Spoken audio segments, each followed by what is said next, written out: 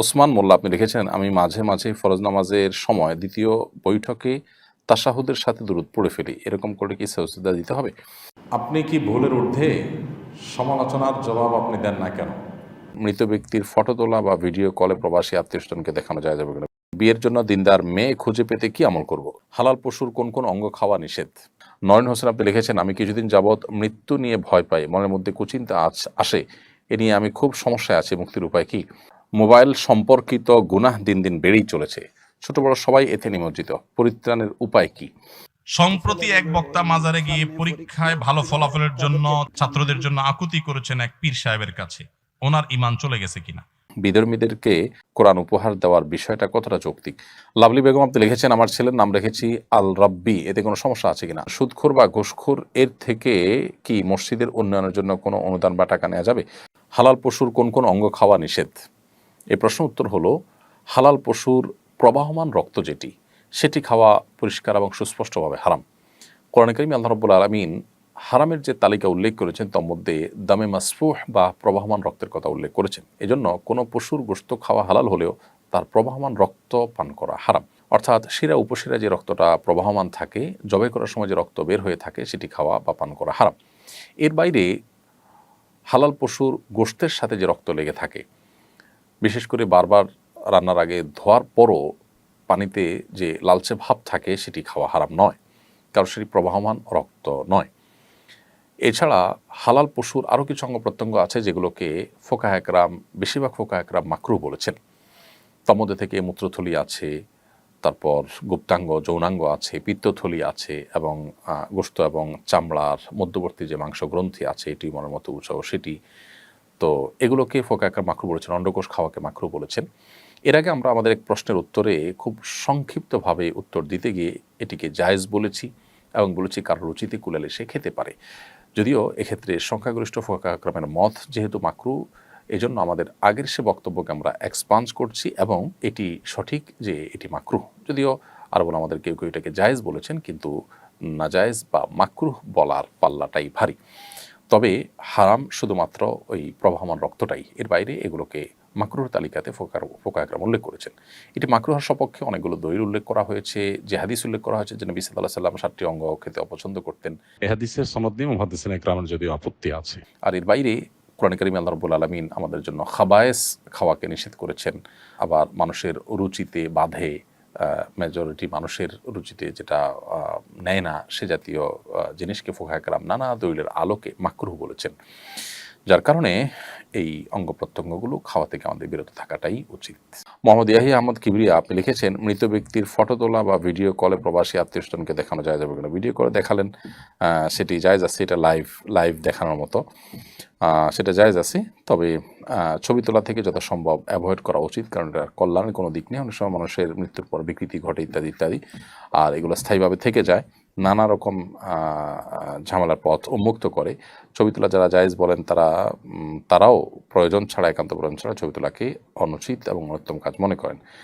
রাফি রহমান খান লিখেছেন, আমি ফিনল্যান্ডের কোকোলা শহরে বসবাস করছি। আমাদের এখানে শীতকালে জোহরের নামাজ থেকে মাগরিবের নামাজের সময় মাত্র 1-2 ঘন্টার মধ্যে শেষ হয়ে যায়। আবার গ্রীষ্মকালীন মাগরিব থেকে ফজরের ওয়াক্ত 2-3 ঘন্টার মধ্যে শেষ হয়ে যায়। এই সংক্ষিপ্ত সময়ের মধ্যে নামাজ আদায় করা অনেক সময় খুব কষ্টকর হয়ে পড়ে, বিশেষ করে যদি কেউ কাজে থাকে বা রাতে ঘুমিয়ে থাকে। এই সমস্যার কোনো সমাধান কি? আমরা কি পার্শ্ববর্তী দেশের নামাজের সময় অনুসরণ করতে পারবো?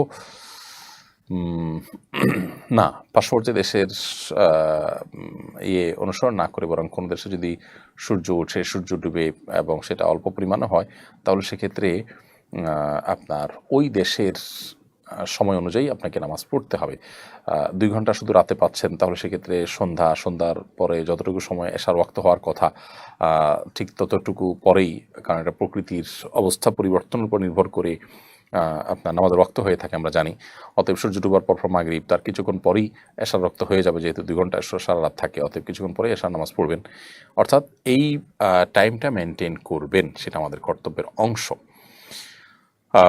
পার্শ্ববর্তী দেশের টাইমিং অনুসরণ করে নামাজ পড়বেন না। তালুকদার এমডি মিঠু আপনি লিখেছেন, ওমরা করার পর চুল কাটার আগেই ভুল এহরাম খুলে ফেললে করণীয় কি? এহরাম খুলে ফেলেছেন, তাদের সমস্যা নেই, কিন্তু এহরাম করলে যদি সেলাই করা পোশাক পরেন এবং সেটা পরে থাকেন অনেক সময় ধরে, তাহলে সেক্ষেত্রে অবশ্যই আপনাকে দম দিতে হবে।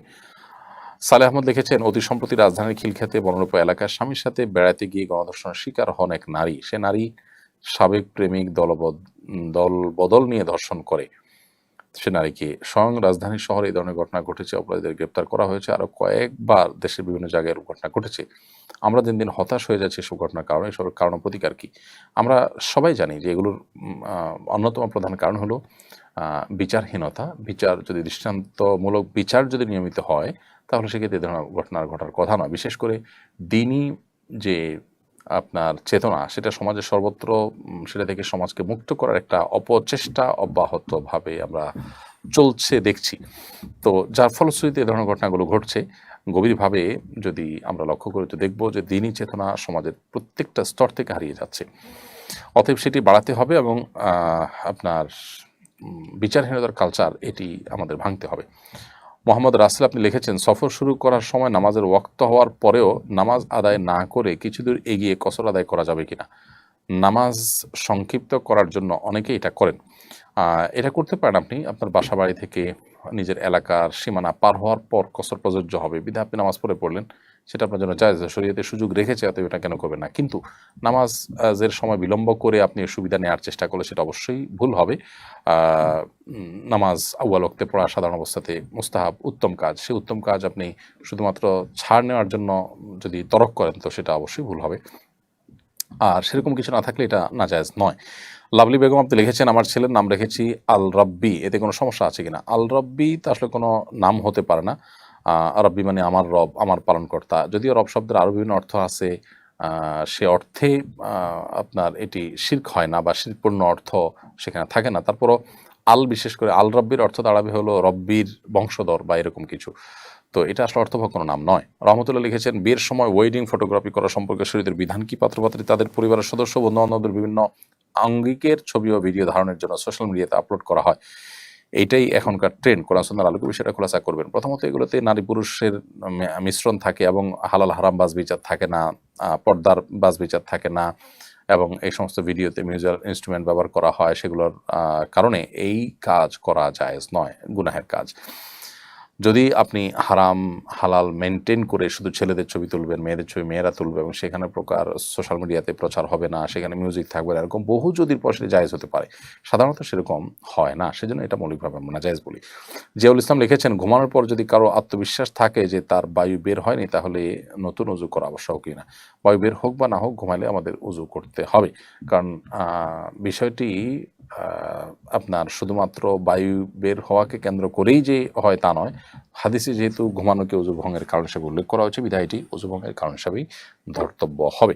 যদিও এখানে বায়ু বের হওয়ার সম্ভাবনার থাকার কারণে এই বিধানটা হয়েছে বলে ফুকাহা একরাম উল্লেখ করেছেন, কিন্তু এর বাইরে এটা সাধারণভাবে হাদিসে নিষিদ্ধ হওয়ার কারণে কেউ ঘুমাইলে এবং যদি ঘুমটা যেরকম ঘুম হলে উযু ভঙ্গ হবে সে পর্যায়ের ঘুম হয়, তাহলে সেটি অবশ্যই উযু ভঙ্গের কারণ হবে।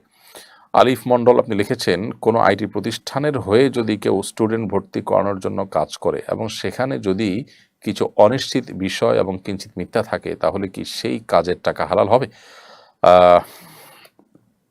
আইটি প্রতিষ্ঠানের হয়ে যদি আপনি স্টুডেন্ট ভর্তি করানোর জন্য কাজ করেন এবং সেখানে প্রতারণা যদি থাকে, মিথ্যা যদি থাকে, তাহলে সেই টাকা তো আপনার জন্য হালাল হবে না, সেখানে কাজ করা জায়েজ হবে না, কারণ অন্যায়ের সহযোগিতা হবে দিন শেষে। আর রাগিব হোসেন প্রান্ত আপনি লিখেছেন, আমি রাতে ঘুমানোর আগে 3 কুল আয়াতুল কুরসি পড়ি, পরবর্তীতে পুনরায় ওয়াশরুমে গিয়ে ফিরে আবার ঘুমানোর সময় কি পুনরায় পড়তে হবে? রাতে ঘুমানোর আগে যদি আপনি 3 কুল পড়েন, আয়াতুল কুরসি ইত্যাদি পড়েন, তাহলে এরপরে শোয়ার পর আপনি ওয়াশরুমে গেলে আর পুনরায় এটা পড়তে হবে না। নাইম নূর লিখেছেন, আমি সৌদি আরবের মক্কাতে থাকি, এখানে বিকাশের বা নগদের ব্যবসা করতে চাচ্ছি।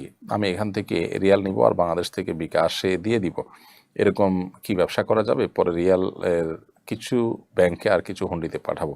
যেহেতু এখানে আপনার উপার্জিত টাকা হুন্ডির মাধ্যমে আপনার চোরাচালানি এবং ঘুষখোরদের, অবৈধ উপার্জনকারীদের সহযোগিতায় যাবে, সেজন্য এই জিনিসটা আপনার জন্য জায়েজ হবে না।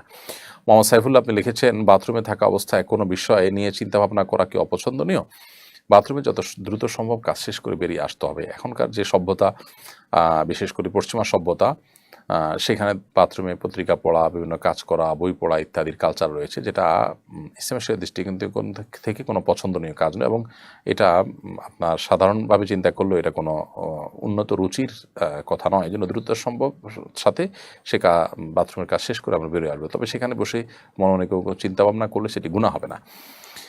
চিন্তাভাবনার জন্য যেন এটাকে আলাদা ফিক্স করে নেওয়া না হয়, প্ল্যান মাফিক যেন না হয়। এমনি তালহা ইসলাম আপনি লিখেছেন, কীভাবে পরিবারের মানুষদের ভালোবাসা অর্জন করব। নবী করিম সাল্লাল্লাহু আলাইহি ওয়াসাল্লামকে জিজ্ঞাসা করা হয়েছে মানুষের ভালোবাসা কীভাবে অর্জন করতে হবে। তিনি নবী সাল্লাল্লাহু আলাইহি ওয়াসাল্লাম বলেছেন যে মানুষের কাছে যা আছে সেটার প্রতি লালায়িত না থাকলে মানুষের ভালোবাসা অর্জন করা সম্ভব। নয়ন হোসেন আপনি লিখেছেন, আমি কিছুদিন যাবৎ মৃত্যু নিয়ে ভয় পাই, মনের মধ্যে কুচিন্তা আসে, এ নিয়ে আমি খুব সমস্যায় আছি, মুক্তির উপায় কী। মৃত্যু নিয়ে ভীতি এটা কোনো কোনো ক্ষেত্রে রুকিয়া রিলেটেড সমস্যার কারণে হয়ে থাকে, সেহের ইত্যাদির কারণে হয়ে থাকে। অতএব আপনি ভালো কোনো রাকির শরণাপন্ন হতে পারেন, সেই সাথে কোনো সাইকিয়াট্রিস্টেরও শরণাপন্ন হতে পারেন। অতিরিক্ত বা মাত্রাতিরিক্ত যদি মৃত্যুভীতি থাকে তাহলে সেক্ষেত্রে এই পথে আপনি যেতে পারেন। আর মাঝে মধ্যে মৃত্যুর কথা স্মরণ হয়তো মন্দ করে কিছু নয়। মাসুদ রেজা লিখেছেন, সুদখোর বা ঘুষখোর এর থেকে কি মসজিদের উন্নয়নের জন্য কোনো অনুদান বা টাকা নেওয়া যাবে? মসজিদ বা দিনী কাজ করার ক্ষেত্রে হালাল টাকা নেওয়া উচিত, হারাম টাকা দিনী কাজে নেওয়া উচিত নয়। জেনে শুনে হারাম টাকা নেওয়া উচিত নয়, কারণ হালাল হারাম দুরকম উপার্জন থাকলে নেওয়া যেতে পারে। যেহেতু তার হারাম দুরকম উপার্জন আছে, সে কোনটা দিয়েছে নির্দিষ্ট করে আমি জানি না, কিন্তু একজনের শুধু হারাম উপার্জনই আছে, সেটা আল্লাহর ঘরে ব্যবহার করা অনুচিত কাজ। বাইজিদ মোহাম্মদ সুহিন আপনি লিখেছেন, আমি কাজের সুবাদে মদিনা শরীফের পাশেই থাকি, আমি প্রায় সেখানে একটি বিষয় লক্ষ্য করি, অনেক হাজি ইমামের আগে নামাজে দাঁড়িয়ে নামাজ আদায় করেন। এ বিষয়ে যদি একটু বলতেন। ইমামের আগে দাঁড়িয়ে নামাজ আদায় করেন বলতে আমি ঠিক বুঝতে পারিনি যে ইমামের আগে শুরু করেন। ইমামের আগে যদি শুরু করেন জামাতের নামাজ, তাহলে তো তার সে ইক্তেদা সহি হবে না, সে নামাজ তার সঠিক হবে না। আর আপনি এখানে সম্ভবত যেটি বোঝাতে চাইছেন যে ইমাম যে বরাবর দাঁড়ায় তার সামনে দাঁড়ায়, তো এরকম যদি হয় তাহলে তার নামাজ হবে না, ইমামের বরাবর যদি সামনে দাঁড়ায়। এমনি মোতালেব আপনি লিখেছেন, আমার আব্বা ইন্তেকাল করেছেন, তার জন্য দোয়া করবেন। আমরা অবশ্যই দোয়া করি ভাই মোতালেব, আল্লাহ তাআলা আপনার বাবার প্রতি রহম করুন, তাকে জান্নাতের মেহমান হিসেবে কবুল করুন। এমনি সালমান মাহমুদ আপনি লিখেছেন, অনেক পুরুষ স্টেনলেস স্টিল, লোহা বা এরূপ অন্য ধাতুর তৈরি আংটি ব্যবহার করে থাকে যা রূপার নয়, এ ধরনের আংটি ব্যবহার বিধান কি? একজন মুসলিম পুরুষ তিনি রূপার আংটি ব্যবহার করতে পারেন, লোহা বা আপনার পিতল এই সমস্ত আংটি ব্যবহার করা হাদিসে নিষেধ রয়েছে। লোহা এটা জাহান্নামীদেরকে পরানো হবে, কোনো মুসলমান সেটাকে তার অলঙ্কার হিসাবে ব্যবহার করবে না, এবং আরও নানা কারণে নবী সাল্লাল্লাহু আলাইহি ওয়াসাল্লাম এই ব্যক্তির হাতেগুলো দেখে তাকে নিষেধ করেছেন এগুলো পড়তে, এই জন্য রূপার আংটি পুরুষ পড়তে পারেন। এমনি আতিকুর রহমান আপনি লিখেছেন, আমি প্রবাসে থাকি, নামাজ মসজিদে আদায় করে থাকি, মসজিদের ইমাম অনেক মুরব্বী হওয়ায় ঠিকমতো বসতে পারেন না, হেরান দিয়ে পা সামনে দিয়ে বসেন, সেক্ষেত্রে আমাদের নামাজ তার পেছনে প্রাসই হবে কিনা দয়া করে জানালে উপকৃত হব। নামাজ হয়ে যাবে, কিন্তু এরকম মাজুর ব্যক্তিকে ইমাম বানানো অনুচিত। আপনি কি ভুলের ঊর্ধ্বে?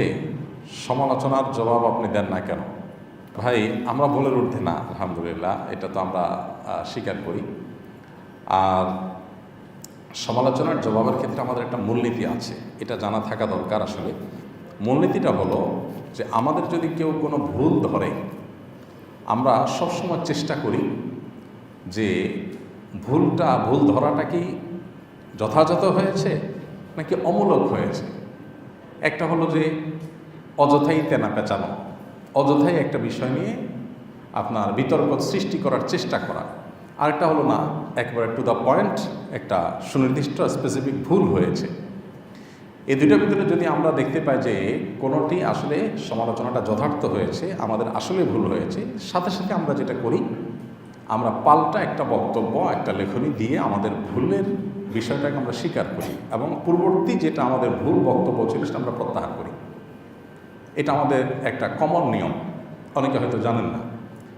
এর আগে আমরা আর্টিফিশিয়াল মেহেদি এটা ব্যবহার করলে উজু হবে কিনা আমরা বলেছিলাম উজু হবে না, কিন্তু পরবর্তীতে আমরা এটা নিয়ে আরও পড়াশোনা করলাম, বিভিন্ন ওলামা ইকরামের ফতোয়া আমাদের সামনে আসলো, তখন আমাদের কাছে পরিষ্কার হয়ে গেছে যে আমাদের আগেরটা ভুল ছিল। আর্টিফিশিয়াল মেহেদি এটা ব্যবহারের ফলে আমাদের ত্বকের উপরে যে আলাদা একটা স্তর পড়ে যায়, লেয়ার পড়ে যায়, মনে হয় লেয়ার পড়ে গেছে বলে মনে হয়, এবং সেটা দেখা যায় খসে খসে পড়ে। তো এটার কারণে অজু হবে না আমরা বলতাম, কিন্তু পরবর্তীতে আমরা এটা নিয়ে আরও ঘাটাঘাটি করলাম, জানাশোনা যখন আরও বাড়লো তখন দেখলাম যে না, এটা আসলে কেমিক্যালের কারণে চামড়ার উপরে থাকা একটা সূক্ষ্ম লেয়ার আসলে পুড়ে এটা পড়ে যায়, এটা মূলত ওই আর্টিফিশিয়াল মেহেদির কারণে লেয়ার তৈরি হয়েছে, যার কারণে চামড়ায় পানি পৌঁছাচ্ছে না, বিষয়টা সেরকম না। বিষয়টা যখন ক্লিয়ার হয়ে গেল, এ বিষয়ে দেশের বাইরে অন্যান্য আমাদের ফতোয়া যখন আমাদের সামনে চলে আসলো, তখন আমরা আমাদের আগের বক্তব্য প্রত্যাহার করে নিয়েছি। আমাদের পেজ চ্যানেল থেকে সেই ভিডিওগুলো সরিয়ে নতুন করে ভিডিও আমরা সেখানে আপ করে দিয়েছি। এবং মজার বিষয় হলো, আমাদের ইউটিউব চ্যানেলে প্লেলিস্টের মধ্যে একটা প্লেলিস্টের নামকরণই করা আছে এরকম আমাদের ভুল উক্তি বা বক্তব্যগুলো, অর্থাৎ আমাদের শত শত হাজার হাজার প্রশ্ন উত্তরের মধ্যে যেগুলো ভুল হয়েছে সেগুলোকে আলাদা প্লে লিস্টে রেখে দেওয়া হয়েছে, যাতে করে মানুষ আমাদের ভুল দ্বারা বিভ্রান্ত না হয়, সেখান থেকে যাতে মানুষ সঠিকটা নিয়ে নিতে পারে। তো আমাদের কোনো সমালোচনা যদি যথাযথ হয়, মনে হয় আমাদের কাছে যে আসলে এটা আমাদের ভুল হয়েছে, তো সাথে সাথে আমরা সেটা নিজেরা সংশোধন করি, এবং সংশোধন করতে আমরা দেরি করি না, যত দ্রুত সম্ভব সেটা আমরা করি। আর এটা ইসলামের একটা সৌন্দর্য। আমরা তো সাধারণ মানুষ, আমরা তো তালিব ইলম মানুষ। বড় বড় ইমামগণের যে সমস্ত বক্তব্য ছিল, মাসআলা ছিল, অবস্থান ছিল, সেগুলো থেকে তারা ফিরে এসেছেন এরকম হাজারো নজির আছে, লাখো নজির আছে। তাদের ফিরে আসাটা অবশ্য বেশিরভাগ ক্ষেত্রে ইজতিহাদি কারণে, আবার অনেকের ভুল থেকে ফিরে আসা বা নিজের অবস্থান থেকে ফিরে আসাটা ছিল আপনার ইনফরমেশনগত গ্যাপের কারণে, যে একটা জিনিস জানা ছিল না, তিনি জানছেন, তিনি ফিরে আসছেন। আরেকটা হলো যে না, একটা বিষয়কে তিনি এক অ্যাঙ্গেল থেকে দেখলেন, পরবর্তীতে ভিন্ন অ্যাঙ্গেল থেকে দেখলেন, তার কাছে মনে হলো এটা পরিষ্কার, এটা সঠিক, ইজতিহাদগত ব্যাপার। বড় বড় ইমামদের কথা বলছি। এই জন্য তাদের দেখবেন যে একই মাসআলার ক্ষেত্রে কয়েকটা মত আছে, একটা মত আগের ছিল আর একটা মত পরের হয়েছে। এটা ইসলামের সৌন্দর্য। শেখ নাসিরউদ্দিন আলবানী রহমতুল্লাহ আলাইহি সমকালীন যুগের মুহাদ্দিসদের মধ্যে বেশ সুপরিচিত একজন মুহাদ্দিস। হাদিস নিয়ে তার অনেক কাজ, বিপুল পরিমাণ কাজ আছে আমরা জানি। তো এত বেশি কাজ, এত বেশি আপনার কর্মযজ্ঞ, এত বেশি তালিফাত, লেখালেখি, তার বড় বড় মানে ভলিউম এক একটা সাবজেক্টের উপরে তার বই লেখা, কিতাব লেখা। এরপরও তার জীবনে যে সমস্ত মতামত থেকে তিনি ফিরে এসেছেন, আগেরটা তিনি সঠিক মনে করেননি, পরেরটা সঠিক মনে করছেন, এই মতামতগুলোকে কয়েক ভলিউমের একটা কিতাবে লেখা হয়েছে, যেটার নাম হলো তারাজুআতুল আলবানী। সম্ভবত 4 খণ্ডের একটা কিতাব, মানে কতগুলো একত্র হয়েছে। তো এটা ইসলামের সৌন্দর্য। আমাদের কোনো ভুল কেউ ধরলে প্রশ্নকর্তা ভাই যেরকম মনে করছেন যে আমরা কোনো পাত্তা টাত্তা দেই না, আসলে ব্যাপারটা সেরকম না ভাই। কোনো ভুল যদি মনে হয় যে আমাদের আসলে ভুল হয়েছে, ইনফরমেশন একেবারে সুস্পষ্ট ভুল, আমরা সে সাথে সাথে সংশোধন করি। এরকম নজির আপনি আমাদেরকে যারা নিয়মিত ফলো করেন তারা দেখবেন যে অহরহ আমাদের এই যাবৎ প্রশ্নোত্তরের সেশন যেগুলো হয়েছে আমাদের পেজে লাইভ অনুষ্ঠানে 200, এখন প্রায় 250 মতো, 250 হতে যাচ্ছে পর্ব। তো প্রত্যেকটা পর্বে যদি এভারেজে আমরা 50 থেকে 60টা প্রশ্নের উত্তর দিই, সেক্ষেত্রে কত হাজার প্রশ্ন হয়। আর অন্যান্য যত প্রশ্নোত্তরের সেশন আছে সব একসাথ করলে হয়তো আমাদের 20-30 হাজার প্রশ্নের উত্তর এই পর্যন্ত মিনিমাম দেওয়া হয়েছে। এই 20-30 হাজারের ভিতরে আমাদের 20-50টা বা 100-150টা মাসআলাতেও ভুল হওয়াটা অস্বাভাবিক নয়। আমরা মানুষ, সেই হিসাবে আল্লাহ মাফ করুক অহংকার থেকে আমাদের কোনো কেউ সমালোচনা করলে আমরা সাথে সাথে করি। কিছুদিন আগে আমাদের একটা গত রমজানের একটা বক্তব্যের পর এক ভাই আমাকে একটা ক্লিপ দিলেন, যে আমরা বলেছিলাম যে ফিতরা, রমজানের ঈদেতে যে আমরা ফিতরা আদায় করি, জাকাতুল ফিতর বা সদকাতুল ফিতর, এটা হাদিসের ভাষ্য হলো মান আদ্দাহা ক্বাবলা সালাতি ফাহিয়া সাদাকাতুন মাকবুলা ওয়া মান আদ্দাহা বা'দা সালাতি ফাহিয়া সাদাকাতুন মিনাস সাদাকাত।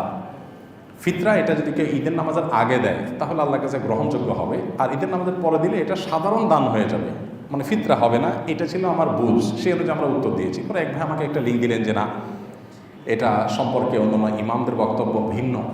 প্রায় সব ইমামরাই বলেছেন যে পরে দিলে আদায় হবে, অবশ্যই সেটা অনুত্তম হবে, আল্লাহর কাছে সেটা উত্তম নয়, সুন্নাহ নয়, সেটা নিয়ে অনেক কথা বলা যায়, কিন্তু আদায়ই হবে না ফিতরা, ব্যাপারটা সেরকম ইমামরা বলেন নাই।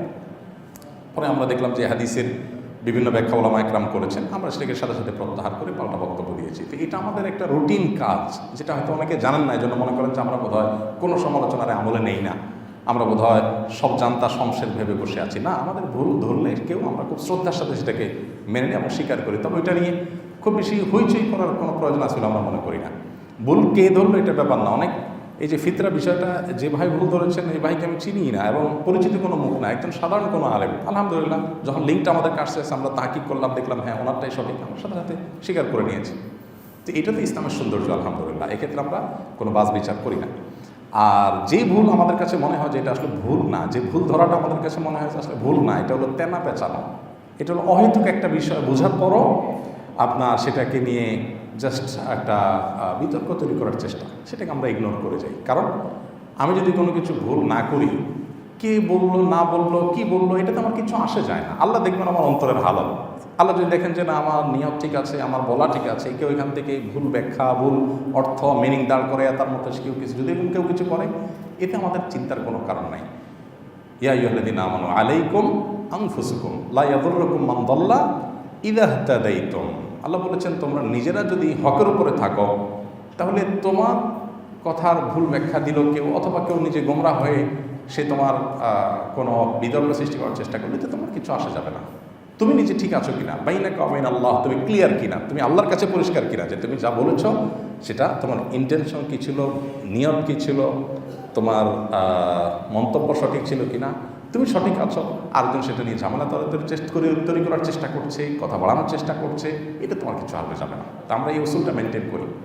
যদি মনে হয় ভুল পরিষ্কার, সেটা আমরা সাথে সাথে ক্যাচ করে নিই। আর যদি মনে হয় ভুল নয়, তখন আমরা আরিদ আনিল জাহিলিন, আমরা এতের উপর আমল করি, আমরা সেটাকে ইগনোর করে নিজের মতো কাজ করে যাই। এবং এই পদ্ধতিটা ডক্টর আব্দুল্লাহ জাহাঙ্গীর রহমতুল্লাহের কাছ থেকে মূলত আমি হাতে কলমে শিখেছি।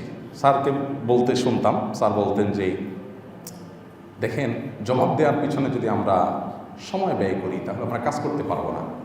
কারণ দেখা যাবে যে আজকে একজনে একটা বলবে, কালকে আরেকজনে আরেকটা বলবে, তখন এটা কিছু মানুষ একটা কাজ বানায় নেবে অহয়তো কোনো কারণ ছাড়াই, শুধুমাত্র আপনার সময় নষ্ট করার জন্য। শয়তান আপনাকে আরেকটা কাজে ফোকাস নষ্ট করে এঙ্গেজ করে রাখার জন্য আপনাকে এই কাজে লাগায় রাখবে, কোনো দরকার নেই। আমার যদি ভুল হয় আমি সাথে একটা কারেকশন করে সামনে আগাবো, ভুল না হয় নাই, অহেতুক একজন মানুষ পেঁচাচ্ছে, আমি সেটা ইগনোর করে চলে গেলাম। এই মূলনীতিটা জীবন চলতে আমাদেরকে অনেক বেশি সাহায্য করবে, বিশেষ করে আমাদের জীবনে প্রোডাক্টিভিটি বাড়াতে, জীবনের সময়ের অপচয় রোধ করতে অনেক বেশি সাহায্য করবে। আমরা অনেকে দেখবেন সোশ্যাল মিডিয়াতে বিতর্ক নিয়ে পড়ে থাকি একেবারে দিনকে দিন, ঘন্টায় ঘন্টা, উদ্দেশ্যহীনভাবে। এর অর্জন কি, এখান থেকে আমার প্রাপ্তির কি হবে, অপ্রাপ্তির কি হবে, আমার লাভ কি লস কি, এই জরুরিটা অনেক সময় আমাদের করার মতো সুযোগ হয় না। আমাদের বেশিরভাগ এনার্জি নষ্ট হয় অন্যের পেছনে, আমার নিজের প্রোডাক্টিভিটির জন্য, আমার জীবনে বারাকা লাভের জন্য, আমার জীবনের অ্যাচিভমেন্টের জন্য, আমার গোলগুলোকে সাকসেস করার জন্য আমরা যতটা ফোকাস দেই, এর চেয়ে বেশি দেই হলো কে কী করেছে, কে কী বলেছে, এগুলোর পেছনে, যার কারণে আমাদের জীবনে অনেক কাজ করার সুযোগ হয় না। এই জন্য ভাই, এই মূলনীতিটা আমার তো মনে হয় যে আমরা অন্যরাও যদি অনুসরণ করি তাদের জীবনের কাছে লাগবে। কোনো ভুল হলে সেটা স্বীকার করতে চুল পরিমাণ কার্পণ্য করা উচিত না। কে ধরেছে এটা ব্যাপার না, সাথে সাথে সে স্বীকার করার মতো মানুষকে থাকতে হবে। কারণ অহংকারের আলামতগুলোর ভিতরে একটা হলো বাতারুল হক, সত্য আমি জানছি তারপরেও আমি তেড়ামি করতেছি, আমি গড়িমসি করতেছি, আমি একটা ধামাচাপা দেওয়ার চেষ্টা করতেছি, ইগনোর করার চেষ্টা করতেছি, এটা হলো অহংকার। সত্য জানছি, সাথে সাথে আমি স্বীকার করবো, ও আচ্ছা তাহলে আমি বলেছিলাম, ঠিক আছে, এটা আলহামদুলিল্লাহ। তো এটা ইসলামের সৌন্দর্য আলহামদুলিল্লাহ। আমাদের দেশটা তো এমন যে আমাদের দেশে হাফেজ সাহেবরা তারাবির নামাজে লোকমা খাইলে মুসলিমরা মনে করে হুজুর অযোগ্য, যার কারণে হাফেজ সাহেবরাও দেখছে যে মুসলিমরা যখন এত বেশি চালাক, তা আমরা একটু আরও বেশি চালাকি করি। কারণ ইমাম তো ইমাম, মুসল্লি তো মুসল্লি, মুসল্লি যত চালাকি করুক না, ইমামের চাইতে তো ইমামতি নামাজ রিলেটেড বিষয় তো চালাকি করে পারবে না। তো হাফেজ সাহেবরা অনেকে নেগোসিয়েশন করে নেয় যে ভাই তুই আমার লোকমা দিবি না, আমি তোর লোকমা দেবো না, আমার যেটা মিস হয়ে যাবে ওইটা তুমি পরে রিকভার করে নিবা, বা আমরা আলাপ করে রিকভার করে নিব। এই বেবুজা পাবলিক যাতে এটা নিয়ে তেনা বাঁচাতে না পারে, এই জন্য আমরা এই পলিসি করলাম। অনেক হাফেজ সাহেবরা এরকম নেগোসিয়েশন করে নেয়। তো অতি চালাকের যে অবস্থা হয় সে অবস্থা হয় আর কি। অথচ নামাজের মধ্যে ভুল হওয়াটা স্বাভাবিক, আলেমের ভুল হওয়াটা অস্বাভাবিক নয়, কিন্তু সেটাকে আমরা অনেকে এটাকে নিয়ে আমরা অনেক বড় করে দেখি, যার কারণে আমাদের দুর্দশা হয়। আপনি হারাম শরীফে দেখবেন মক্কাতে ইমাম সাহেবদের অনেকের কেরাতে ভুল হয়, এমন ভুল হয়, সূরা কাফিরুনের মধ্যে ভুল হচ্ছে বারবার লোক ছেয়ে ধরতে পারতেছেন না। সূরা ফাতিহাতে একবার ভুল হওয়ার রেকর্ড আছে। তারপরে যে আরও এমন ভুল আছে যে 3বার 4বার লোকমা দিচ্ছে আর লোকমা নিতে পারতেছেন না, এই অবস্থা। তারপরে উনি ওইভাবে নামাজ পড়তেছেন, কোনো অসুবিধা হচ্ছে না, ওনার চাকরির কোনো অসুবিধা হচ্ছে না। আমাদের দেশে হলে এই ইমাম 1 মাসের ভিতরে বিদায় হয়ে যেত। তো আল্লাহ তাআলা আমাদেরকে হেদায়েত দান করুন। আমাদের একটা মূলনীতি আছে, সেটা আপনার প্রশ্নের প্রেক্ষিতে আমরা জানিয়ে দিলাম। আপনি মনিরুজ্জামান আল মনির আপনি লিখেছেন, আল্লাহ আমাকে একটি পুত্র সন্তান দিয়েছেন, ছেলের নাম আব্দুল্লাহ ইবনে মনির রাখলে কিছুই হবে কিনা? খুবই সুন্দর নাম, আপনার নাম যেহেতু মনির আর ছেলের নাম আব্দুল্লাহ, রাখলে আব্দুল্লাহ মনির রাখলে খুবই সুন্দর এবং চমৎকার নাম হবে। সালমা আক্তার লিখেছেন, বাইরে সাধারণত হিজাব পরে এরকম অনেক মেয়েরাও বাসায় হাফহাতা গেঞ্জি পরেন, কেউ উপরে ওড়না পরেন, অনেকে পরেন না।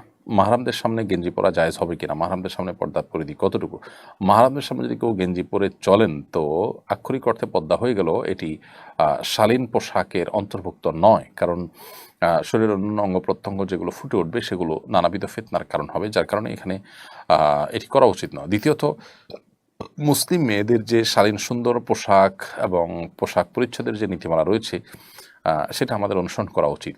ফাসেক এবং কাফের মেয়েরা তারা তাদের যে লাইফস্টাইল থাকে সেই লাইফস্টাইল অনুসরণ, ভালো মন্দ বিচার বিশ্লেষণ ছাড়াই তাদের অনুসরণ অনুকরণ থেকে আমাদের বেঁচে থাকা দরকার। সেই জায়গা থেকে মুসলিম নারীরা একান্ত ঘরোয়া পরিবেশেও এই ধরনের পোশাক আশাক বিশেষ করে মাহরাম ছেলে, আপনার বাবা ভাই তাদের সামনে পরা থেকে বিরত থাকা উচিত। আর যদি পরে না একান্তে, তাহলে সেগুলোর উপরে অন্য কোনো কাপড় চোপড় পরা উচিত। হ্যাঁ, স্বামী আসেন একান্তে বা অন্য কোনো লোক নাই, তখন তিনি পড়তে পারেন। তারপরও যে ফাসিক এবং কাফের মেয়েদের সাথে সাদৃশ্য গ্রহণ থেকে যথাসম্ভব বিরত থাকা উচিত, কারণ আমরা জানি নবী সাল্লাল্লাহু আলাইহি ওয়াসাল্লাম সেই প্রসিদ্ধ হাদিস, মান তাশাব্বাহা বিকওমিন ফাহুয়া মিনহুম, যে ব্যক্তি কোনো জাতির সাদৃশ্য গ্রহণ করে সে তাদের অন্তর্ভুক্ত হয়। এমনি হৃদয় খান আপনি আমাদের ইউটিউব চ্যানেলে লিখেছেন, আমি পাইকারি কিছু প্যান্ট কিনে বিক্রি করি, বর্তমান কিছু প্যান্ট আছে ছেঁড়া ফাটা, এটাই এখনকার হাল ফ্যাশন, এ ধরনের প্যান্ট বিক্রি করা জায়েজ হবে কিনা? আপনি যে পাইকারি প্যান্ট কিনে বিক্রি করেন, যদি ছেঁড়া ফাটা হয় এমন জায়গায় যেখানে আসলে ছতর উন্মুক্ত থাকবে, তাহলে এগুলো বিক্রি করবেন না। একটু কষ্ট হলেও আপনি এগুলোকে অ্যাভয়েড করবেন। এতে একটু কেনাবেচা কম হলেও সেটি আপনি করবেন না, কারণ ইচ্ছাকৃতভাবে মুসলমানের সন্তানরা তারা হারামে লিপ্ত হবে, সেখানে আপনার সহযোগিতা থাকবে, সেটা আসলে হতে পারে না। আর যদি এমন কোনো জায়গায় ছেঁড়া হয় যেটা আসলে সেই আপনার সতর মুক্ত থাকার যে অপরাধ সেটার আওতায় পড়বে না, তাহলে সেটা বিক্রি করে না জায়েজ হবে না। তানভীর আল মাহিন আপনি লিখেছেন, বিধর্মীদেরকে কোরআন উপহার দেওয়ার বিষয়টা কতটা যৌক্তিক? বিধর্মীদেরকে কোরআন উপহার দেওয়া যেতে পারে, তারা কোরআন পড়তে পারেন, এটা অযৌক্তিক কোনো কাজ নয়, অন্যায় কোনো কাজ নয়। জিহাদ হাসান লিখেছেন, আমি একজন ছেলে, তবে কিছুদিন ধরে আমি সোশ্যাল মিডিয়ায় বা এর বাইরে সুদর্শন পুরুষ দেখতে ভালো এমন পুরুষের প্রতি আকর্ষণ অনুভব করছি। এই ধরনের চিন্তা বা অনুভূতি থেকে মুক্তি পাওয়ার উপায় কি? এই জন্য আপনি ভালো একজন সাইকিয়াট্রিস্ট দেখান, এবং সেই সাথে আপনার কাউন্সেলিং খুব বেশি প্রয়োজন, বিশেষ করে জেন্ডার বিষয়ক যারা বিশেষজ্ঞ আছেন তারা আপনাকে খুব ভালো করে কাউন্সেলিং করতে পারবেন। এই ধরনের রোগীদের কেউ আমার সাথে সাক্ষাৎ করেছেন এবং তাদের সম্পর্কে আমি বিশেষজ্ঞদের সাথে আলাপ করেছি। তারা বলেছেন যে এগুলো কাউন্সেলিংয়ের মাধ্যমে সাধারণত ঠিক হয়ে থাকে, এবং এ ধরনের মানসিকতার পেছনে নানাবিধ কারণ আছে, যেগুলো সংশ্লিষ্ট বিশেষজ্ঞ যারা আছেন তারা আপনাকে খুব ভালো বলতে পারবেন। শিউলি মাহমুদ আপনি লিখেছেন, মেয়েদের অনেকে নখের উপর একটু লম্বা ধরনের নকল নখ পরে, একইভাবে চোখের উপর আলাদা পাপড়ি ব্যবহার করে, মাথায় পরচুলা ব্যবহার করে, সৌন্দর্যের জন্য নকল নখ, নকল পাপড়ি এবং পরচুলা ব্যবহারের শরীর বিধান কি? বোন শিউলি, এটি শরীর দৃষ্টিকোণ থেকে নাজায়েজ এবং গুনাহের কথা। কারণ প্রথমত এতে এক ধরনের চালাকি এবং প্রতারণার আশ্রয় নেওয়া হয়, নিজের যা নাই সেটা প্রকাশ করা হয় এবং মানুষের চোখে ধুলি দেওয়ার চেষ্টা করা হয়। আর দ্বিতীয়ত হলো, এগুলোর কোনো ক্ষেত্রে এগুলোর সাথে ওযু গোসল এর বিধিবিধান জড়িত থাকে। আর সবচেয়ে বড় কথা হলো, নবী করিম সাল্লাল্লাহু আলাইহি ওয়াসাল্লাম এই জাতীয় মেকি সৌন্দর্য ধারণ বা আপনার সাজগোজ এর ব্যাপারে নিরুৎসাহিত করেছেন বিভিন্ন হাদিসের আলোকে, যার কারণে এটি জায়েজ হবে না। আবু হুযায়ফা নাসরুল্লাহ আপনি লিখেছেন, বিয়ের জন্য দিনদার মেয়ে খুঁজে পেতে কি আমল করব?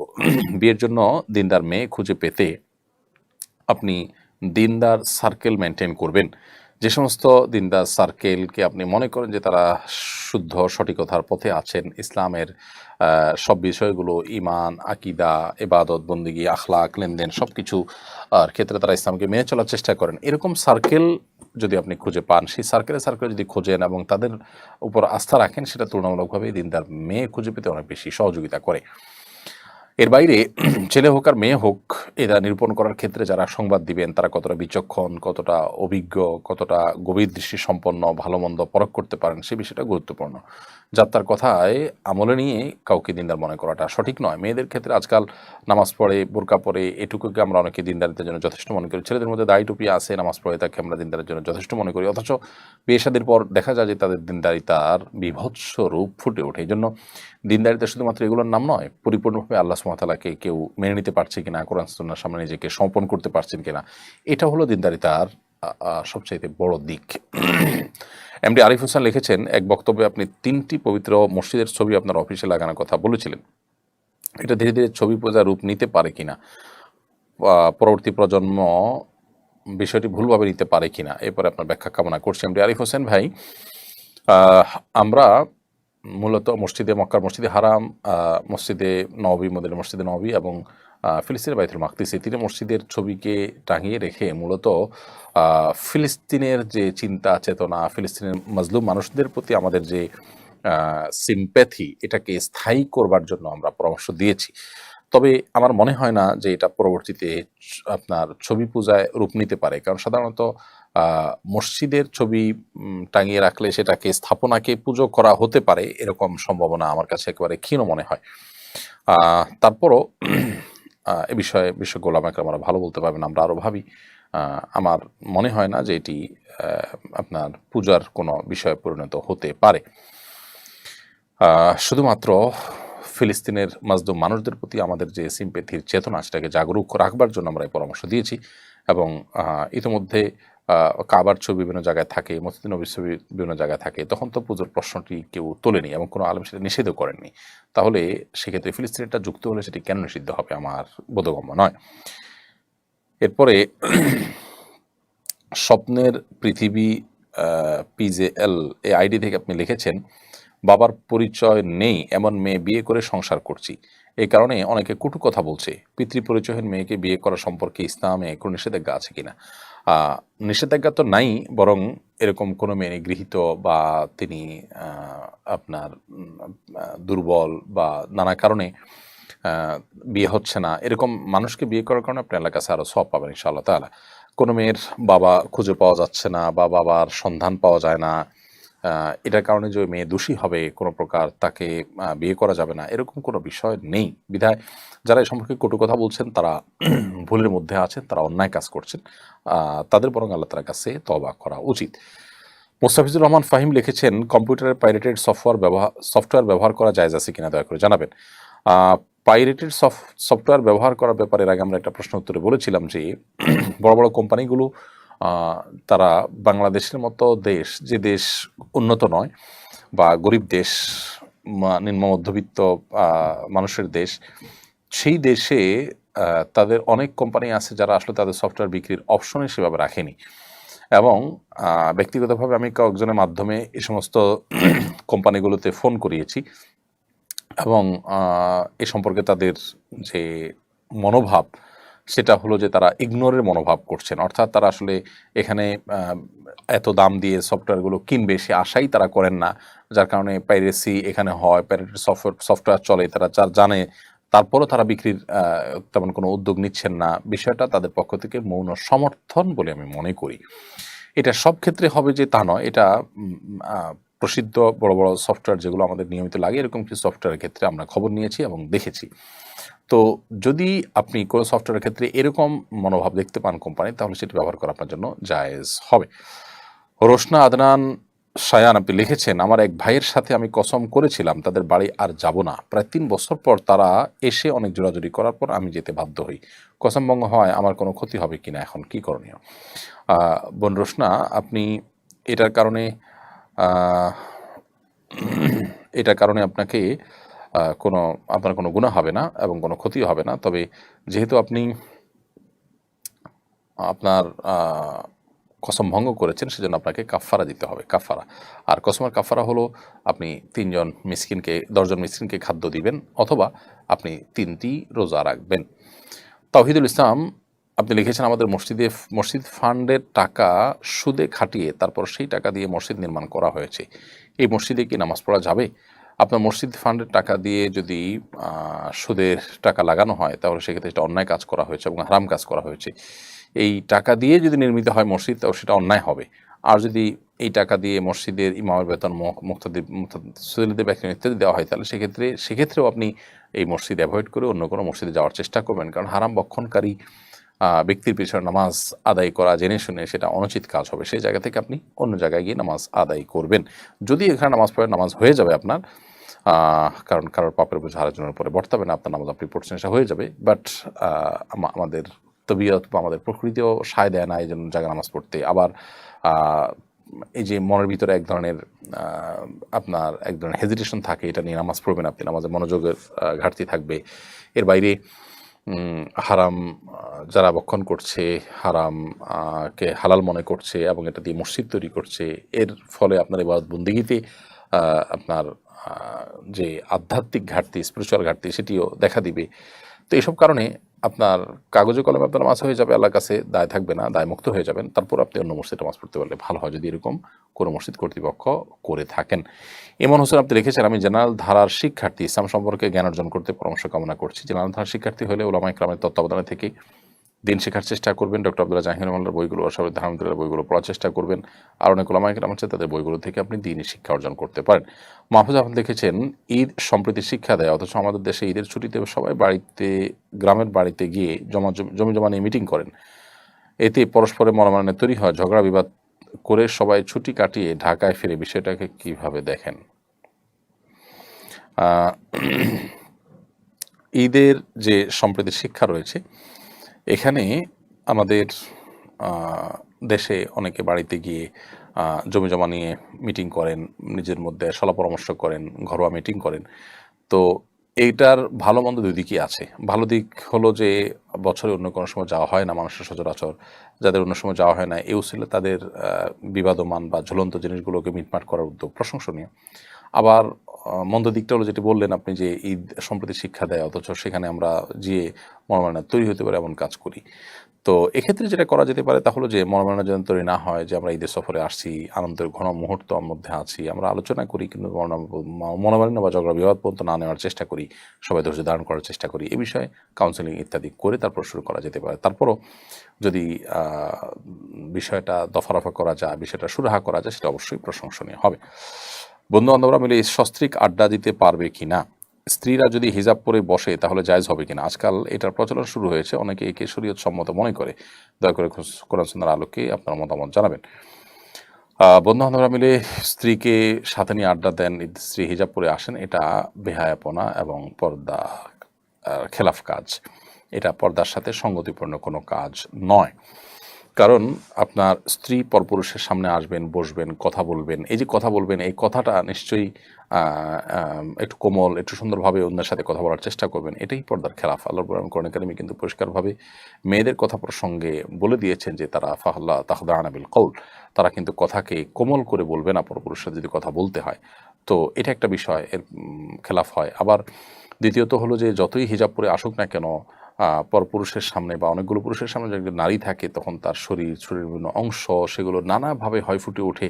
আর না হলে এইভাবে যে মিশ্রণ, এটির ফলে আপনার নানাবিধ ফিতনার দুয়ার উন্মুক্ত করেন। নবী করিম সাল্লাল্লাহু আলাইহি সাল্লামের মজলিসে, এমনকি নামাজেও যদি মহিলারা আসতেন, তারা আলাদা দাঁড়াতেন, পুরুষদের সাথে মিশ্রিতভাবে দাঁড়াতেন না, এবং পুরুষদের সাথে মিশ্রিত হয়ে নবী সাল্লাল্লাহু আলাইহি ওয়াসাল্লাম মজলিসে পর্যন্ত বসতেন না। নবী সাল্লাল্লাহু আলাইহি ওয়াসাল্লাম মজলিসে সাহাবীদের সাথে যদি বসা না যায়, তাহলে বন্ধুদের সাথে বসার চিন্তা কোত্থেকে করা যেতে পারে? এটা যদি কেউ ইসলাম বা শরীয়ত সম্মত মনে করে, সে তার ধারণার ভুল। শ্রাবণী মোহাম্মদ মিম আপনি লিখেছেন, ইনকামের কোনো পথ না থাকলে ব্যাংকের প্রফিট দিয়ে কোরবানি করা যাবে কিনা? সুদী ব্যাংকের যে সুদ, এটা দিয়ে কোরবানি করার কোনো অবস্থাতেই জায়েজ হবে না। নবী করিম সাল্লাল্লাহু আলাইহি ওয়াসাল্লাম বলেছেন, আল্লাহ তাইয়িবুন লা ইয়াকুল্লু তাইয়্যিবা, আল্লাহ তাআলা পবিত্র ছাড়া কোনো কিছু তিনি পছন্দ করেন না বা গ্রহণ করেন না। আব্দুল আউয়াল আপনি লিখেছেন, বিভিন্ন কোটার কারণে মেধাবীদের চাকরি পেতে সমস্যা হয়, কোটা থাকা শরীয়তের দৃষ্টিকোণ থেকে ন্যায়সঙ্গত কিনা? দেখুন, কোনো পিছিয়ে পড়ে থাকা জনগোষ্ঠীকে এগিয়ে নেওয়ার জন্য যৌক্তিক এবং গ্রহণযোগ্য পর্যায়ের যদি কোটা থাকে, অথবা দেশের মানুষের প্রতি, জাতির প্রতি, জাতীয় ক্ষেত্রে কোনো অবদান কেউ রেখেছে, এরকম কারোর অবদানের স্বীকৃতিস্বরূপ তাদেরকে যদি কোনো সুযোগ সুবিধা দেওয়া হয়, রাষ্ট্র বা সরকার দেয়, সেটা যৌক্তিক কারণে দিলে এবং সেটা রাজনৈতিক কোনো উদ্দেশ্য ছাড়া বাস্তবতার ভিত্তিতে যদি দেওয়া হয়, তো সেটা শরীয়ত দৃষ্টিকোণ থেকে নাজায়েজ হওয়ার কোনো কারণ নেই। বাট সেটা যদি অযৌক্তিক কারণে দেওয়া হয় অথবা অযৌক্তিক রেশিওতে দেওয়া হয়, তাহলে সেটা অবশ্যই অন্যায্য হবে এবং জুলুমে পর্যবেসিত হবে। বিশেষ করে যে সমস্ত জায়গা আসলে মেধার ক্ষেত্রে ছাড় দেওয়া উচিত নয়, যেখানে আসলে মেধাই সব কিছুর উপরে প্রায়োরিটি পাওয়া উচিত, না হলে জাতি ক্ষতিগ্রস্ত হবে, মানুষ ক্ষতিগ্রস্ত হবে, বিভিন্নভাবে আমাদের স্বার্থ ক্ষুণ্ণ হবে জাতির, সেরকম জায়গাতে বিশেষ করে এই ধরনের ফ্যাসিলিটিস যদি থাকে, কোটার ফ্যাসিলিটিস বা কোটার সুযোগ, তাহলে সেক্ষেত্রে এখান থেকে জাতি ক্ষতিগ্রস্ত হতে পারে এরকম কোনো সিদ্ধান্ত নেওয়ার মতো ব্যাপার হলে সেটি তো অবশ্যই অন্যায় হবে। এগুলো আসলে পরিস্থিতি এবং ডিমান্ড, প্রয়োজন এবং আমাদের সাধ্য, এসব কিছুকে সমন্বয় করে এগুলো করতে হবে। এগুলোর ক্ষেত্রে রাজনৈতিক উদ্দেশ্য, ভোটের রাজনীতিকে মাথায় রেখে করলে অথবা অন্য কোনো কারণে করলে অথবা যে কোনো কারণেই হোক না কেন তাতে জাতীয়ভাবে আমরা ক্ষতিগ্রস্ত হলে সেরকম সিদ্ধান্ত যদি নেওয়া হয় সেটা অবশ্যই ভুল হবে এবং অন্যায় হবে। অনেক সময় দেখা যায় যে আমরা এই জাতীয় কোটার কারণে নানামুখী বিপত্তির মুখে পড়ি। মেয়েদের জন্য যে কোটার ব্যবস্থা রাখা হয়েছে এবং বিভিন্ন সেক্টরে তাদের জন্য বিশেষ বিশেষ কোটা, বিশেষ করে নার্সিংয়ের কাজে মেয়েদের কোটা অনেক বেশি ছেলেদের তুলনায়, এরকম আর অনেক জায়গা আছে। তো এই যে কোটা, এই কোটাগুলো বেশিরভাগ ক্ষেত্রে যে সমস্যা তৈরি করে তা হলো ছেলেরা, যুবক ছেলেরা তারা বেকারত্বের হার তাদের মধ্যে বাড়তে থাকে। মেয়েদের তাদের স্বকীয়তা বজায় রেখে মেয়েরা মেয়েদের অঙ্গনে কাজ করবে, ইসলাম সেটাকে নিষেধ করে না। একজন মুসলমান হিসাবে আমরা কেউ সেটাকে ডিনাই করি না। একজন মেয়ে, নারীদের যে সমস্ত সার্ভিসের ব্যাপার থাকবে সেগুলো একজন মেয়ে দিবেন সেটাই কাঙ্ক্ষিত, অতএব তিনি সেই জায়গাতে কাজ করবেন, করতে পারেন। কিন্তু তাকে ছেলেদের সাথে যদি মিশিয়ে ফেলা হয় বা যেখানে ছেলেরা কাজ করতে পারে সেখানে ছেলেদের তুলনায় তাদেরকে যদি প্রায়োরিটি দেওয়া হয়, তাহলে সেটা কি হবে, তার ফলশ্রুতিতে যা হওয়ার তা হচ্ছে সমাজে আমরা দেখতে পাচ্ছি। কোটার ক্ষেত্রে বিশেষ করে এই জাতীয় সমস্যা বা সংকট যদি সৃষ্টি করে সেটা অবশ্যই অযৌক্তিক হবে, অন্যায্য হবে। এই জন্য এটা ভ্যারি করবে যে পরিস্থিতিটা কি, কতটুকু রাখা হলো, অনেক বেশি রাখা হলো কিনা, তাতে আমাদের মেধাবীদেরকে কাজে কর্মে লাগতে নিরুৎসাহিত করা হয় কিনা, মেধাবীরা দেশ ছেড়ে বিদেশে চলে যায় কিনা, মেধাহীন লোকরা চলে এসে আমাদের জাতীয় সেক্টরে সমস্যা তৈরি করে কিনা, এই বিষয়গুলো খুবই গুরুত্বপূর্ণ। অতএব সেগুলোকে মাথায় রাখা দরকার। পশ্চিমারা বিভিন্ন লোন, সুযোগ সুবিধা দিতে গিয়ে আমাদের দেশে যারা যখন ক্ষমতা থাকে সরকারকে চাপ দিয়ে সমস্ত কোটাগুলো, বিভিন্ন কোটা তারা তাদের মতো করে আদায় করে নেয়। নারীর ক্ষমতায়ন, এসডিজি গোল, নানা রকমের মুখরোচক স্লোগান দিয়ে তারা এই জাতীয় বিষয়গুলো সাধারণত পেরে থাকে এবং এই সুযোগ সুবিধাগুলো তারা আদায় করে নিয়ে থাকে। তো এই বিষয়গুলোতে আমাদের আরও দায়িত্বশীল হওয়া উচিত এবং আমাদের মেরুদণ্ড শক্ত থাকা উচিত যে বিদেশিদের চাপে আমরা সব কিছু করে ফেলবো, আমাদের সংস্কৃতি, আমাদের ধর্মীয় দৃষ্টিভঙ্গি, এদেশের মানুষের যে কালচার, তার সবগুলোকে বৃদ্ধাঙ্গুলি দেখিয়ে শুধুমাত্র বিদেশিদের চাপেই আমরা একটার পর একটা কোটার খড়গ যদি আমরা দিতে থাকি তাহলে সেটা অনেক ক্ষেত্রেই আমাদের অচলাবস্থা তৈরি করবে এবং অনেক ক্ষেত্রে আমাদেরকে সংকটের দিকে নিয়ে যাবে। বিশেষ করে মেধাবীরা নানা কারণে এমনিতে দেশে থাকছে না, তরুণরা চলে যাচ্ছে দেশের বাইরে। এর যদি এভাবে চলতে থাকে তাহলে সেক্ষেত্রে নিশ্চয়ই সেটা আমাদের কারোর জন্য ভালো কিছু বয়ে আনবে না। অতএব মৌলিকভাবে আমি শরিয়ার দৃষ্টিকোণ যদি বলি, তো একজন পরিবারের কর্তা যেরকম তার পরিবারের সদস্যদের মধ্যে কোনো একজন পিছিয়ে আছেন তাকে এগিয়ে নেওয়ার জন্য বিশেষ কোনো সুবিধা দেবেন, এটা যেরকম নাজায়েজ নয়, অতএব রাষ্ট্রীয়ভাবে রাষ্ট্র যারা পরিচালনা করছেন তারা কোনো ক্ষেত্রে কোটা ব্যবস্থা রাখলে সেটা নিষিদ্ধ নয়। বিশেষ করে যখন কেউ রাষ্ট্রের প্রতি কোনো অবদান রেখেছেন তাদেরকে স্বীকৃতিস্বরূপ কোনো কোটা দেওয়া হলো, কোনো সুবিধা দেওয়া হলো, এই সুবিধাগুলো দেওয়া অন্যায্য নয়, কিন্তু এটার রেশিওটা যেন যৌক্তিক হয়, অযৌক্তিক না হয়। বিশেষ করে যে সমস্ত জায়গায় মেধার ক্ষেত্রে কোনো ছাড় দেওয়া উচিত না সে সমস্ত ক্ষেত্রে কোটা যথাসম্ভব না রাখা, এই বিষয়গুলো আসলে অবস্থা এবং পরিস্থিতির উপরে ভিত্তি করে এগুলোর বিধান শরীয়ত দৃষ্টিকোণ থেকে আসবে। এখানে অসৎ উদ্দেশ্য যদি কাজ করে, রাজনৈতিক টার্গেট লক্ষ্য যদি কাজ করে, জাতির ক্ষতি হোক আর লাভ হোক, তাহলে সেক্ষেত্রে সেটা যে অন্যায়, সেটা যে গুনাহের কাজ হবে সেটি বোঝার জন্য পণ্ডিত হওয়ার প্রয়োজন নেই। শাহরিন পারিশা এআইডি থেকে আপনি লিখেছেন, আমার হাজব্যান্ড বিদেশে পড়াশোনার জন্য যেতে চায়, আল্লাহর রহমতে সে ইসলামিক সকল নিয়ম মেনেই চলে এবং 5 ওয়াক্ত নামাজ পড়ে। এখন বিদেশে যাওয়ার জন্য সে যদি কিছু টাকা ব্যাংক থেকে লোন নেয় সেটা জায়েজ হবে কিনা? যেখানে পড়তে যাবে সেখানে গিয়ে দিনদারিতা, ঈমান রক্ষা করা যদি চ্যালেঞ্জিং হয় তাহলে সেক্ষেত্রে সেটা স্যাক্রিফাইস করাটাই হবে ঈমানের দাবি এবং তাকওয়ার দাবি। আর ব্যাংক থেকে লোন নিয়ে, অর্থাৎ সুদি লোন নিয়ে যদি যায় সেটা তো জায়েজ হওয়ার কোনো কারণ থাকতে পারে না। সুদি লোন নিয়ে যদি তিনি বিদেশ কেন দেশেও কোনো কিছু করতে যান সেটা হারাম হবে। ঈমানদার একটু লাক্সারিয়াস লাইফের জন্য, একটু ভালো চলার জন্য তিনি সুদের আশ্রয় নেবেন, এটার কোনো সুযোগ ইসলামের শরীয়ত দৃষ্টিকোণ থেকে নেই। বিধায় সুদের এই কারবার থেকে বেঁচে থাকার জন্য আপ্রাণ চেষ্টা অব্যাহত রাখতে হবে। মাহবুল হক আপনি লিখেছেন, সাধারণত যে কোনো সাল গণনা শুরু হয়েছে কোনো একটা সাফল্যকে কেন্দ্র করে, যেমন খ্রিস্টাব্দ শুরু হয়েছে ঈসা আলাইহিস সালামের জন্ম থেকে, অন্যদিকে হিজরি সাল শুরু হয়েছে নবী সাল্লাল্লাহু আলাইহি ওয়াসাল্লামের হিজরত থেকে। হিজরত তো কোনো সাফল্য নয় এবং কাঙ্ক্ষিত বিষয় নয়, তা সত্ত্বেও হিজরত থেকে এই সাল গণনার কারণ কি? খুবই গুরুত্বপূর্ণ একটি প্রশ্ন করেছেন ভাই মাহবুল হক। আপনার এই প্রশ্নের উত্তরে আমরা বলতে চাই যে নবী করিম সাল্লাল্লাহু আলাইহি সাল্লামের হিজরত থেকে যে হিজরি সন গণনা শুরু হয়েছে, এর অন্যতম প্রধান কারণ হলো যে হিজরত মুসলমানের জন্য খুবই গুরুত্বপূর্ণ একটি ঘটনা। এই ঘটনার সাথে অনেক কিছুর সম্পর্ক রয়েছে। বিশেষ করে হিজরতের ঘটনা আমাদের জন্য নানা দিক থেকে শিক্ষা বহন করে। এই জন্য হিজরতের থেকেই এই হিজরি সালের গণনা শুরু হয়েছে। যেমন হিজরতের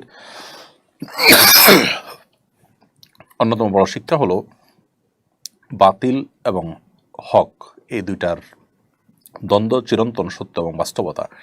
পৃথিবীতে যেখানেই হক কাজ করবে সেখানেই বাতিল এসে উপস্থিত হবে এবং বাতিল মাথাছাড়া দিবে। নবী করিম সাল্লাল্লাহু আলাইহি সাল্লাম এত বেশি প্রিয় ছিলেন মক্কার মানুষদের কাছে, এরপরও তার উপরে তারা খড়গস্ত হয়েছে, তাকে নির্যাতন স্টিমরোলার চালিয়ে নিজ মাতৃভূমি থেকে বের হয়ে চলে যেতে বাধ্য করেছে। তো এখান থেকে বোঝা গেল যে হক যেখানে কাজ করবে সেখানে বাতিল মাথাছাড়া দিবে এবং বাধা দিবে, এটাই স্বাভাবিক। এবং নবী করিম সাল্লাল্লাহু আলাইহি ওয়াসাল্লাম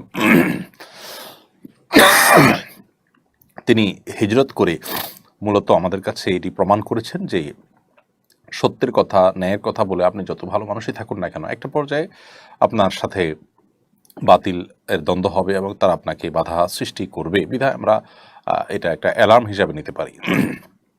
এবং নবী করিম সাল্লাল্লাহু আলাইহি ওয়াসাল্লাম হিজরতের আরেকটা বড় শিক্ষা হলো ইন্না মা'আল উসরি ইউসরা, নিশ্চয়ই কঠিন সময়ের পর ভালো সময় আসে, কষ্টের পরে সুখ আসে। নবী করিম সাল্লাল্লাহু আলাইহি ওয়াসাল্লাম যখন হিজরত করেছেন তখন সেটা ছিল মুসলমানদের জন্য খুবই বেদনার। রাতের অন্ধকারে কোনো রকম যান বাঁচিয়ে চলে আসতে হয়েছে। সাহাবীদের হিজরত করতে হয়েছে অত্যন্ত কষ্ট এবং অত্যন্ত বেদনা সহ্য করে। এরপর খুব অল্প সময়ের ব্যবধানে আল্লাহ রাব্বুল আলামিন নবী করিম সাল্লাল্লাহু আলাইহি ওয়াসাল্লামকে মক্কা বিজয়ের তৌফিক দিয়েছেন, মক্কা বিজয়ের সুযোগ তিনি পেয়েছেন। অতএব কষ্ট চিরকাল থাকে না, যত কষ্টই হোক না কেন সেটাকে আল্লাহ তাআলা সুখে রূপান্তর করতে খুব বেশি সময় আল্লাহ তাআলার প্রয়োজন হয় না। বিধায় আমরা একজন ঈমানদার হিসাবে এই সমস্ত হিজরতের ঘটনার যে শিক্ষাগুলো আছে সেগুলো আমরা গ্রহণ করার চেষ্টা করব। এবং হিজরত আমাদেরকে ঘুরে দাঁড়াতে শিখিয়েছে, হিজরত আমাদেরকে আত্মত্যাগের শিক্ষা দিয়েছে। নবী করিম সাল্লাল্লাহু আলাইহি ওয়াসাল্লাম হিজরতের আগে অত্যন্ত সুনিপুণ পরিকল্পনা ছিল। তিনি বের হওয়ার আগে আল্লাহ তাআলাকে তার জায়গায় শোয়ে কাফেররা যাতে তার গতিবিধি বুঝতে না পারে সেই প্ল্যান করেছিলেন। তারপর আব্দুল্লাহ ইবনে আবু বকর রাদিয়াল্লাহু তাআলা আনহুকে দিয়ে নবী সাল্লাল্লাহু আলাইহি ওয়াসাল্লাম মক্কার খবরাখবর গারে শহরে জানার চেষ্টা করতেন, সেজন্য তাকে নিয়োগ করেছেন। আসওয়াদ বিনতে আবু বকর রাদিয়াল্লাহু তাআলা আনহা, তিনি নবী করিম সাল্লাল্লাহু আলাইহি ওয়াসাল্লামের জন্য নবী করিম সাল্লাল্লাহু আলাইহি ওয়াসাল্লামের জন্য খাবার পাঠাতেন, ক্যাটারিংয়ের দায়িত্ব তিনি পালন করতেন। তারপর এদিকে আব্দুল্লাহ ইবনে উরাইকিত, ওনাকে নবী করিম সাল্লাল্লাহু আলাইহি ওয়াসাল্লাম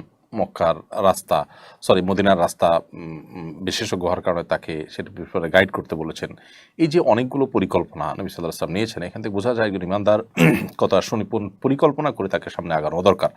সেই সাথে আল্লাহ তাওয়াক্কুলে কোনো ঘাটতি ছিল না। তিনি আবু বকর রাদিয়াল্লাহু তাআলাকে বলেছেন, আল্লাহ মা'ানা, আল্লাহ আমাদের সাথে আছেন, কোনো পেরেশানির কারণে লা তাহজান, ডিপ্রেশন করো না।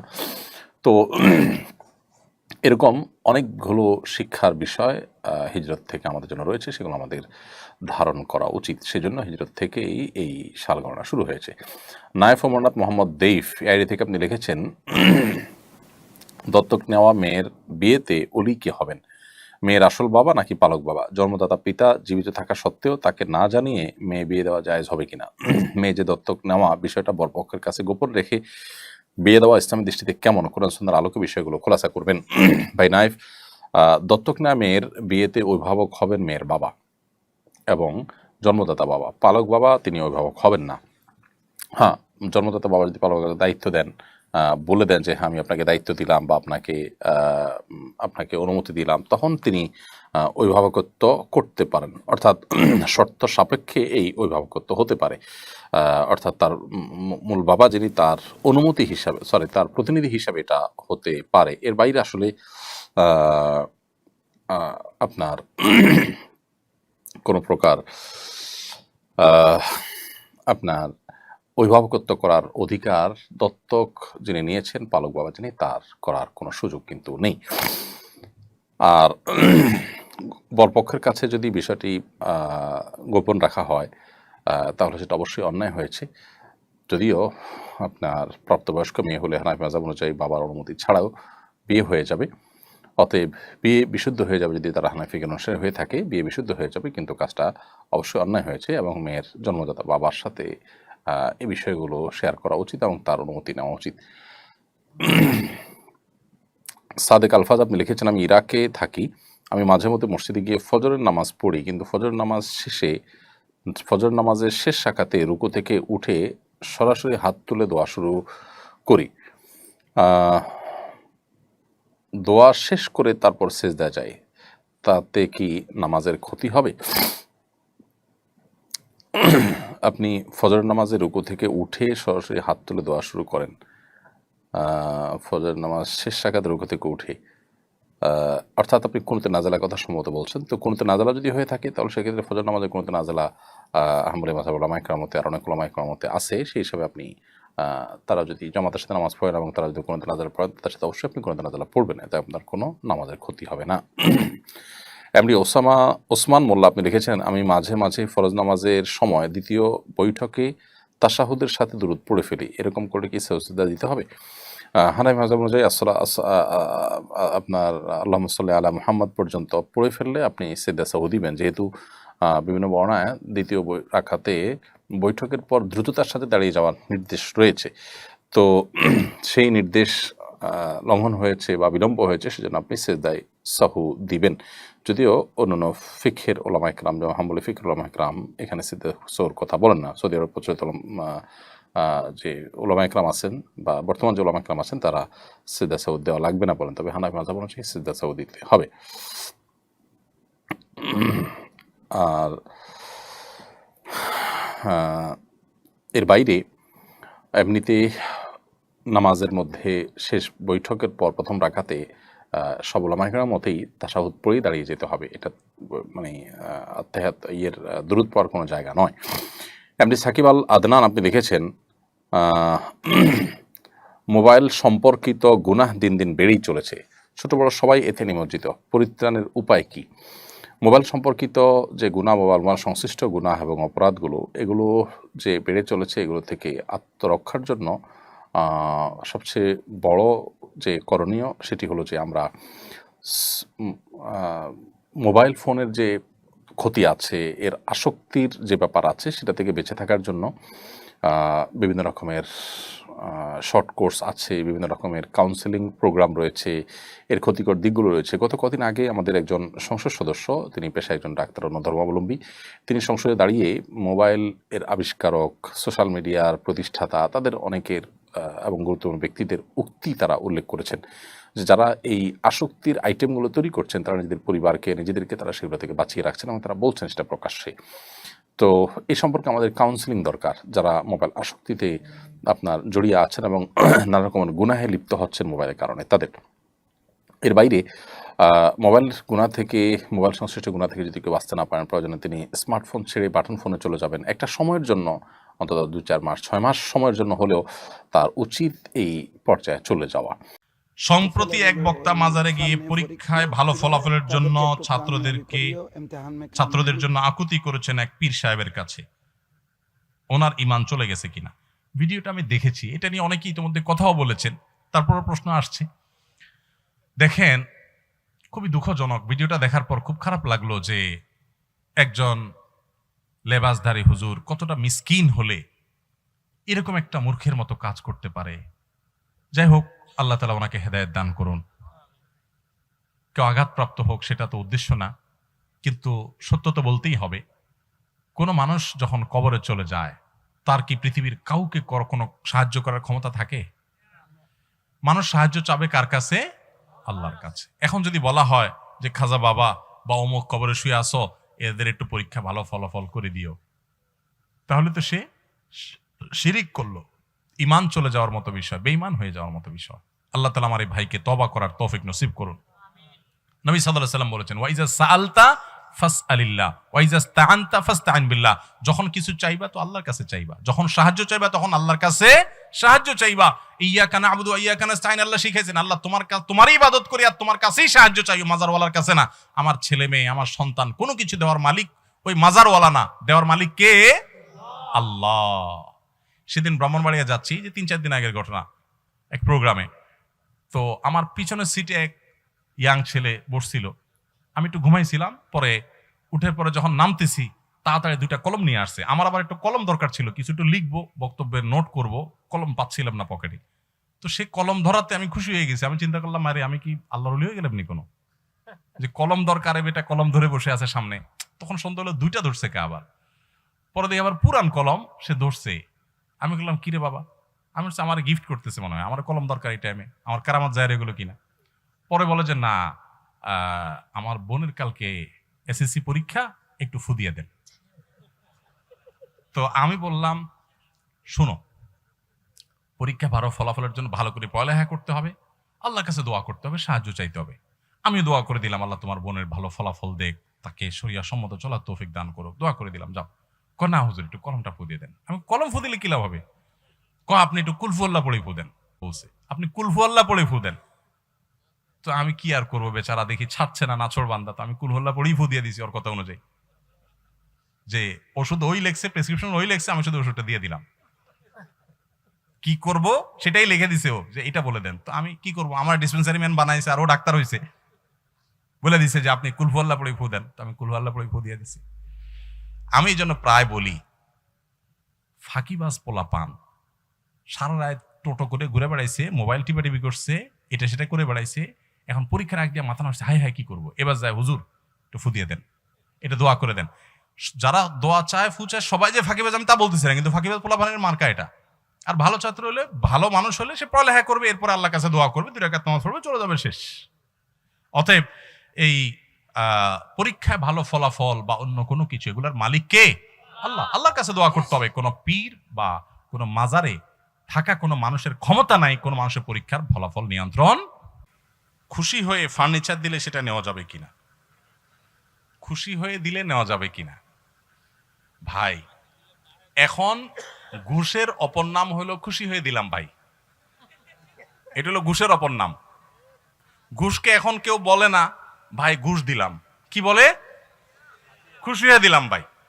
ভাই আমি খুশি হয়ে দিলাম ভাই, আপনি মনে কিছু করেন না ভাই, আমার মনে কিছু নাই ভাই, আমি খুশি হয়ে দিলাম। এই জন্য আমি বলি, ঘুষের অপর নাম হলো খুশি হয়ে দিলাম ভাই। যৌতুকের অপর নাম হলো শ্বশুররা খুশি হয়ে দিছে, যৌতুকের অপর নাম হলো খুশি হয়ে দিলাম বাবা। হ্যাঁ, এই যত খুশি হয়ে দিলাম দেখেন, এগুলোর সবগুলোর ভিতরে ভেজালের গন্ধ আছে।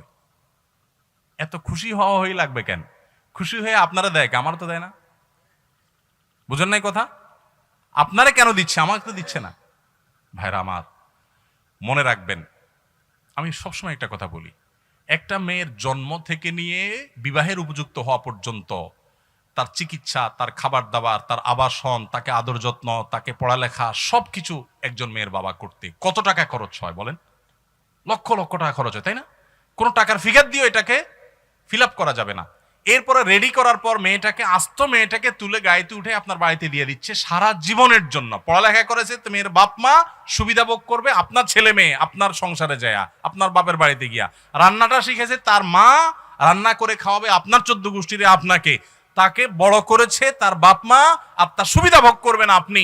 আপনার তো উচিত শ্বশুর মশাইয়ের কাছে যায় বলা, আব্বাজি আম্মাজি, আপনাদের এই মেয়েকে জন্ম থেকে এই পর্যন্ত বড় করতে মোট কত টাকা, কত পয়সা, কত কষ্ট, কত রাত জাগা, কত কি করেছেন, এই সবগুলো হিসাব করে ফিগার দেন। আমি ফকিন্নির ভূত যদি সব দিতে নাও পারি, চেষ্টাটা করব।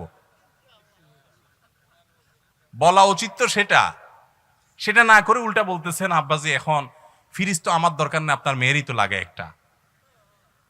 মোটরসাইকেল তো আমার না হইলেও চলে, আমি তো এক এমনিও যাইতে পারি, কিন্তু আপনার মেয়ের জন্য তো একটা মোটরসাইকেল লাগে। আমি এই জন্য বলি, এই মানুষগুলোর ভাঙা থালা নিয়ে রাস্তায় বসা উচিত। এই যৌতুক নেওয়ার চাইতে ভিক্ষা করা অনেক উত্তম। আবার একইভাবে অনেক মেয়ের বাবারা মোটা অঙ্কের মোহর ধরা ছাড়া মেয়ে বিয়ে দেয় না, আছে না নাই? ছেলেরা বিয়ে করতে পারে না তাদের মোহরের অত্যাচারে, সেটাও আরেক জুলুম। মনে রাখবেন, এই জুলুমগুলো আমাদের অশান্তির পথে নিয়ে যায়। এখন এই যে সংসারে শান্তি নেই, দেখেন যত বিয়ে হয়, বিয়ের হাবভাব দেখলে মনে হয় আরে বাবা, গোটা জগৎ মনে হয় জয় করে ফেলবে। বড় গেট, বিশাল বড় প্যান্ডেল, 2 মাইল পর্যন্ত লাইটিং, কি বিশাল আয়োজন, হাজার হাজার মানুষ খাচ্ছে, ডোল তবলার আওয়াজের চোটে মানুষের বদদোয়া, বাচ্চার কষ্ট, হার্টের রোগীর জীবন শেষ, সব ধ্বংস হয়ে যাচ্ছে। উনি কিছু একটা গড়ায় ফেলতেছে, বিয়ে করে ফেলতেছে, বিয়ে হইতে না হইতে ভাঙতে দেরি নেই। ঠিক না ভাই? ঠিক। যত গর্জে তত বর্ষে না। আর ওই যে চাচা জেঠারা আছে এখানে, বাপ চাচারা আছে, মুরব্বীরা আছে, ভিতরে ভিতরে একটু খোঁজ নেন তো। বিয়ের সময় এই সমস্ত আপনাদের মতো এত ডোল তবলা বাজানি তো পরের কথা, এত ডাকডোল পিটানো তো করার কথা, এত জাকজমক করা তো পরের কথা। কোন রকম যে বিয়ে করে চলে আসছে, টেরও পায় নাই তেমন কেউ, চুপে চাপে বা অল্প স্বল্পর মধ্যে সেরে ফেলছে। কিন্তু চাচির সাথে মহাব্বত এত শক্ত, মাশাআল্লাহ, এত প্রগাঢ় যে আপনাদের ভালোবাসা যদি মেড ইন চায়না হয়, ওনাদেরটা মেড ইন জাপান। আল্লাহ তাআলা আমাদেরকে এই যৌতুকের অভিশাপ থেকে মুক্ত হওয়ার তৌফিক দান করুন। এদেশ থেকে যৌতুকের এই অভিশাপকে ঝাঁটা মেরে বিদায় করেছেন ওলামায়ে কেরাম। আলেমদের অবদান অনেকে খুঁজে পায় না। মসজিদ এবং মাহফিলগুলো থেকে যৌতুককে বিদায় করা হয়েছে। এখনো পর্যন্ত মাদক যতটা নিয়ন্ত্রণে আছে, তার সবচেয়ে বড় অবদান এদেশে আলেমদের, আলহামদুলিল্লাহ। অতএব সমস্ত অন্যায় ছেড়ে দিবেন।